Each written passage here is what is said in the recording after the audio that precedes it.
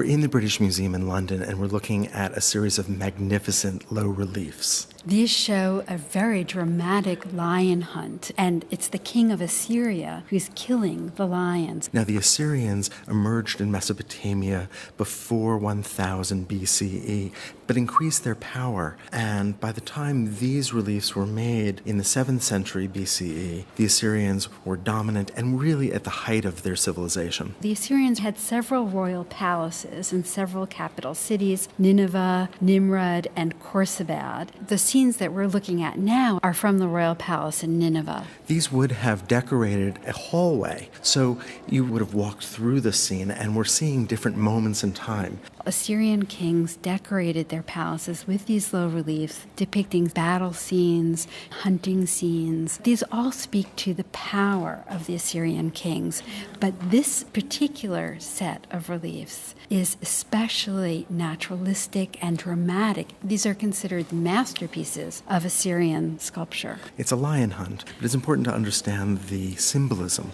The lions, which were native to Mesopotamia and actually a slightly smaller species that is now extinct, were symbols of the violence of nature and the king killing the lions. And by the way, there was a law that said only the king could kill lions.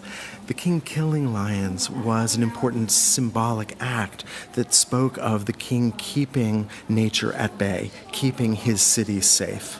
Even though we see the king killing lions here, he's killing them in an arena. He's not killing them out in the wild. So let's move through the story. On one side of the hallway, we see the king readying for the hunt. We can identify the king because of the particular crown that he wears, and he's also larger than the other three figures who are helping him to get ready for the hunt. We see one figure with reins pulling the horses, two other figures turning in the same direction as the king. On the left-hand side, it's obviously been damaged. I'm really taken with the horses. Well, the horses are represented so much more naturalistically. Especially if you look at the musculature of the face, of the eyes, there's tremendous detail. And emotion. They look as though they're resisting getting bridled for this hunt. We can see one of those bridles being tightened, and we can see two other figures trying to steady the horses.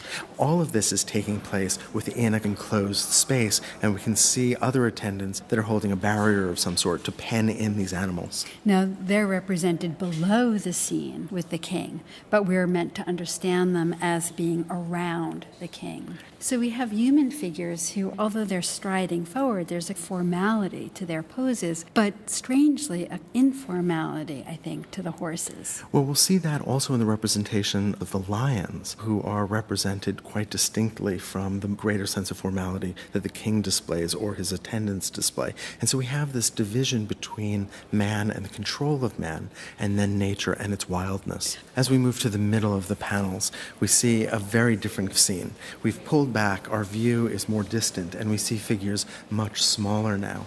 We see a hill with lots of figures on it. And at the very top, what seems to be a monument to the king, showing itself a relief of a hunt with a king in a chariot slaying lions. So it's a representation of the hunt. So it's a relief of a relief. Right. I love that. This scene does feel chaotic. Figures gesturing in different ways, climbing in different ways, some looking back, some looking forward. They seem to be hurrying up the hill. They may be fleeing, they may be trying to grab a better position to watch the hunt from. So these may be spectators. We think we're seeing men and women, but in fact, this is so old. Part of this is guesswork. And of course, this would have been much easier to read in the palace where the relief was painted. These were painted very brightly, in fact. They really would have stood out. As we move to the right, we come to the arena for the hunt itself, and we can see that the lions will be held in place by a double row of soldiers that have shields and spears. And then inside that, to ensure that the lions don't even get that far, there's another row of soldiers with mastiffs. They're holding spears, and those dogs will make sure that the lions don't pass. And although these figures are represented one on top of one another, we're meant to understand them as being in rows in depth in space. I love the representation of the dogs. You can see them straining against the leash. So we have to walk to the other end now to see how the lions have entered the arena. We see another double row of the king's guard, and then we see a child releasing a very menacing-looking lion into the lion hunt. So this is a completely fabricated hunt. It is controlled. We see the king on chariot.